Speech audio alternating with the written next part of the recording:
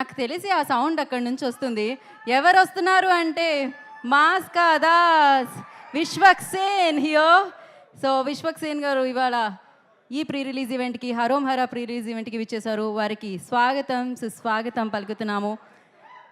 So yes, బోలెడంత energy ఆయనలో కూడా కనిపిస్తూ ఉంటుంది. And energetic star and the Mass Ka Das Vishwaksen is హియో.